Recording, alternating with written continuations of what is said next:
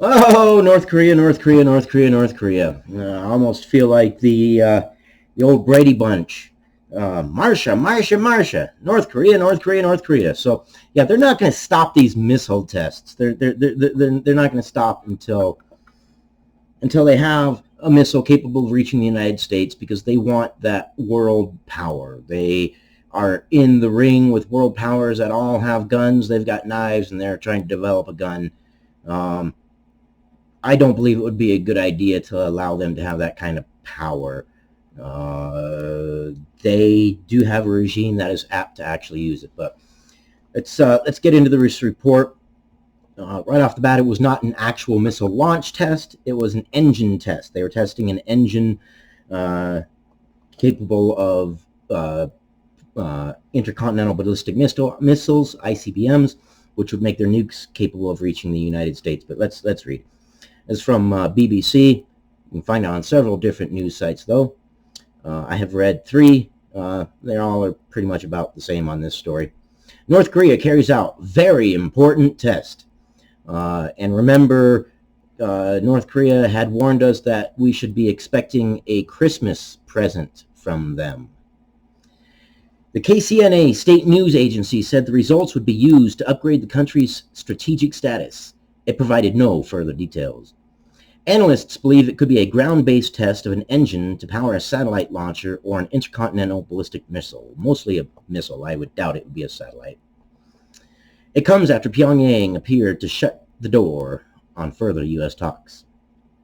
Not good when the talks start to deteriorate, and the country has threatened us with a Christmas present, and they're testing a engine that most likely would be put on an ICBM. We do not need to have lengthy talks with the U.S. now, and denuclearization is already gone out the negotiation table, the North Korean envoy to the UN, Kim Song, said in a statement on Saturday. And they have returned to calling Trump a dotard. Insults, posturing. North Korea had set an end-of-year deadline for the U.S. to come up with a new denuclearization deal that would involve significant sanctions relief, and said it would otherwise adopt a new path. On Saturday, U.S. President Donald Trump said he still hoped to reach an agreement. I doubt it. At this point, I believe more or less that North Korea was using the talks to gain themselves time to mobilize and do what they need to do in more secret, I'm guessing. Mr. Trump made pursuing diplomacy with North Korea a centerpiece of his foreign policy agenda in 2018, but has failed to extract significant concessions on denuclearization, despite holding 2 summits with leader Kim Jong-un and even setting foot in North Korea. The latest test took place at the Sohae satellite launch site, which the U.S. once said Mr. Kim had promised to close. Yeah, his promises are empty.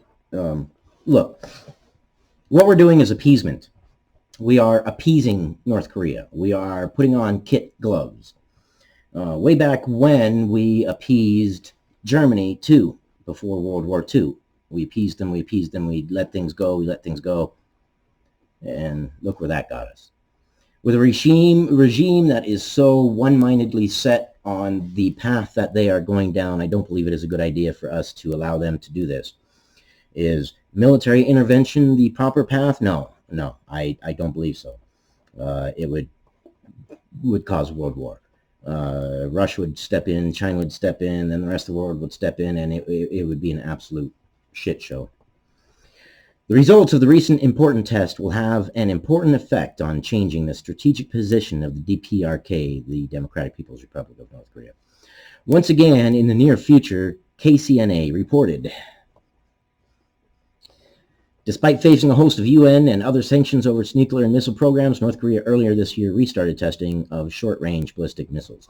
Now, one thing that was a cause and a catalyst that brought the German party, which I will not name here because it will flag this video, but you know what I'm talking about, in World War II, was the fact that they had such hard and heavy sanctions and the treaty at the end of World War I had put such heavy sanctions on them that the country was broke and they had to borrow more money and they went into debt and there was hyperinflation and the people were fed up, and that's kind of the environment we're creating in North Korea, that the people are getting fed up, especially with a closed country where they control the news and they control the narrative and they control what the people think.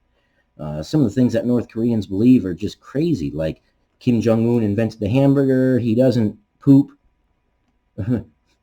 he's like a god. It's a revolving door and it's leading nowhere. Something else should be done. What? I don't know what the perfect answer is. If anybody has the perfect answer, please, please, please tell the rest of us.